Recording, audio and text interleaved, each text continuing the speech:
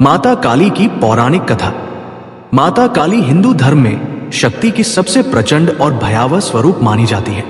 वे मां पार्वती का ही एक रूप है जो तब प्रकट हुई जब संसार में अत्याचार, राक्षसों का आतंक और अधर्म चरम पर पहुंच गया था। कथा का प्रारंभ एक समय की बात है। देवता और असुरों के बीच भयंकर युद्ध चल रहा था। असुरों में सबसे शक्तिशाली महिषासुर, चंड, मुंड, शुंभ और निशुंभ जैसे दैत्य थे जो निरंतर देवताओं को पराजित कर रहे थे। उनके अत्याचार से तीनों लोक, स्वर्ग, पृथ्वी और पाताल कांप उठे। देवता सभी मिलकर भगवान विष्णु और भगवान शिव के पास पहुंचे और प्रार्थना की, हे प्रभु, इन असुरों से हमें मुक्ति दिलाइए, क्योंकि अब हमारा अस्तित्व ही खतरे में है। मां दुर्गा का आविर्भाव। देवताओं की प्रार्थना सुनकर सभी देवताओं के तेज से एक दिव्य स्त्री प्रकट हुई। वही थी मां दुर्गा। उनका सौंदर्य और तेज इतना अद्भुत था कि असुर भी उन्हें देखकर चकित रह गए।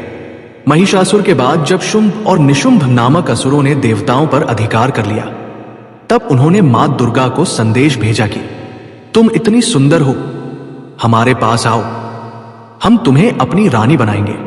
मां दुर्गा मुस्कुराई और बोली, यदि तुम मुझे युद्ध में पराजित कर सको तो मैं तुम्हारे साथ चलूंगी। चंड और मुंड का वध। शुंभ और निशुंभ ने अपने सेनापति चंड और मुंड को आदेश दिया कि वे जाकर देवी को पकड़ कर लाए। उन्होंने मां दुर्गा पर आक्रमण किया। तभी मां के क्रोध से उनके मुख से भयंकर काली प्रकट हुई। मां काली का रूप अत्यंत विकराल था।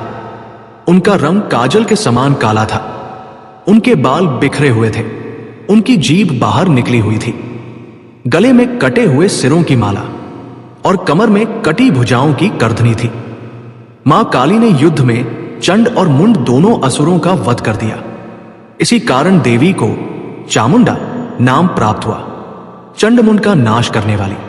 रक्त बीज का अंत। इसके बाद युद्ध में आया असुर रक्त बीज।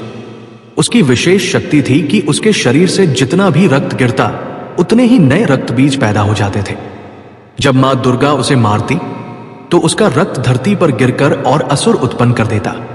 तब मां दुर्गा ने मां काली को आदेश दिया, हे देवी काली, इस राक्षस का रक्त धरती पर न गिरने देना। मां काली ने अपना विशाल मुख फैलाया और जब दुर्गा ने रक्तबीज का वध किया तो मां काली ने उसका सारा रक्त पी लिया। इस प्रकार रक्तबीज का नाश हुआ और देवताओं ने चैन की सांस ली। जब मां काली का क्रोध बढ़ गया, रक्तबीज के वध के बाद भी मां काली का क्रोध शांत नहीं हुआ। वे प्रलय की नृत्य मुद्रा में तांडव करने लगी। उनका तांडव इतना भयानक था कि संपूर्ण ब्रह्मांड डोलने लगा। देवता घबरा गए और भगवान शिव से विनती की कि वे माता को शांत करें। भगवान शिव युद्ध भूमि में गए और माता काली के पैरों के नीचे लेट गए। जब माता का पांव शिव के सीने पर पड़ा तो उन्हें होश आया और वे लज्जित होकर अपनी जीभ बाहर निकालकर शांत हो गई।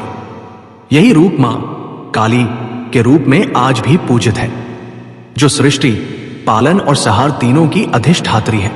मां काली का महत्व। माता काली केवल संहार की देवी नहीं है, वे अज्ञान का नाश कर ज्ञान का प्रकाश देने वाली भी है।